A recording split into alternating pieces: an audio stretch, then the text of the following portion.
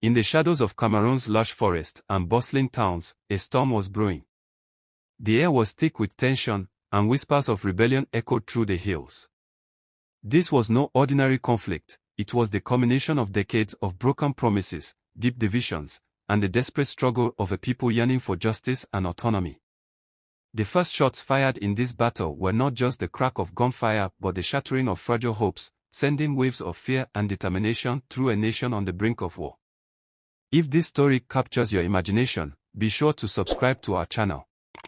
We are dedicated to unraveling history's most gripping and untold tales, stories of resilience and defiance that have been buried in the past. Hit the notification bell so you never miss an episode, and join us as we explore these real-life events that have shaped our world in unimaginable ways. The Cameroon conflict has its roots deep in colonial history. In 1884, Germany claimed Cameroon as a colony, ruling over the land until their defeat in World War I.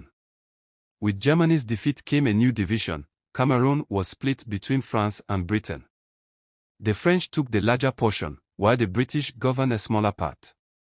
These colonial powers imposed their own languages, laws, and systems, creating a cultural and linguistic divide that would only widen with time. When Cameroon finally gained independence in the 1960s, this division became a ticking time bomb. French Cameroon became the Republic of Cameroon in 1960, and soon after, the British-administered Southern Cameroons had to make a difficult choice: join Nigeria or unite with French Cameroon. The people of Southern Cameroons voted to join French Cameroon, but the unification was fraught with challenges. Anglophone leaders were promised a federal system that would protect their cultural identity, but this promise was soon broken. By 1972, President Ahmadou Ahidjo abolished the federal structure, transforming the country into a centralized unitary state, and power became increasingly concentrated in the Francophone government in Yaoundé. For years, Anglophones, who make up about 20% of Cameroon's population, felt marginalized. They faced economic neglect, were underrepresented in government, and saw their schools and courts gradually overtaken by French-speaking officials. The erosion of their autonomy and culture fueled growing resentment.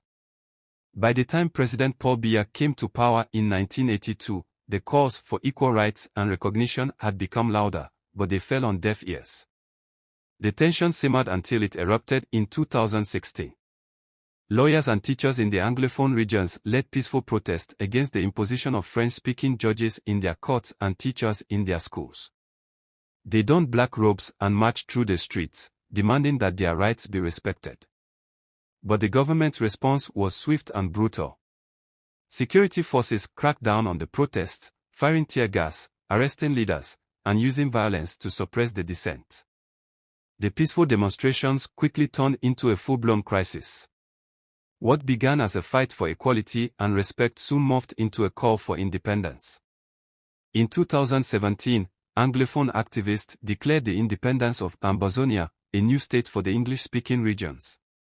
Armed separatist groups formed, taking up weapons to defend their people from what they saw as an oppressive regime. These young fighters, driven by a mix of anger, grief, and desperation, launched attacks on military bases and government officials. Schools became targets of violence, either being burned down as symbols of the state or closed for fear of reprisals. The Cameroonian military responded with equal, if not greater, ferocity. Soldiers were deployed to crush the separatist rebellion, and reports of human rights abuses flooded in. Entire villages were razed, civilians were killed, and thousands were forced to flee their homes, seeking safety in the dense forest or neighboring Nigeria. The human cost of this war is staggering. Families have been torn apart, and communities have been destroyed. Amid the violence, there are stories of unimaginable courage. In the Anglophone regions, market women became secret informants, passing along critical information about troop movements to save their communities. Teachers continued to hold classes in the most dangerous conditions, determined to give children a future even as gunfire rang out in the distance. One of the most heart-wrenching stories is that of Mama Esther, a midwife who risked her life to deliver babies in makeshift clinics hidden in the jungle.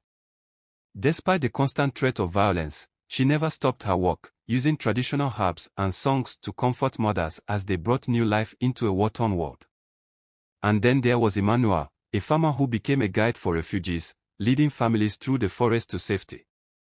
Despite losing his own home and family, he dedicated himself to helping others, whispering prayers as he navigated treacherous terrain. As the war dragged on, the Anglophone regions became ghost towns. Schools and hospitals shut down, businesses closed, and an entire generation grew up knowing only fear and violence. The international community called for dialogue, but the Cameroonian government and separatist leaders struggled to find common ground. The war became a brutal stalemate, with neither side willing to compromise. Despite the darkness, there is still hope. Civil society groups, religious leaders, and peace advocates continue to push for meaningful negotiations. There are stories of communities coming together to rebuild and heal, refusing to give up on the dream of a peaceful and united Cameroon. The Cameroon conflict is a story of broken promises and unimaginable suffering, but it's also a testament to the strength and resilience of a people who refuse to be forgotten. As we share these untold stories, we honor the courage of those who continue to fight for justice and peace. If you were moved by this account and want to hear more stories like this, don't forget to subscribe to our channel. We are committed to bringing you powerful and often overlooked stories from history, and your support makes it possible. Hit that subscribe button and join us as we shed light on the untold and the unforgettable.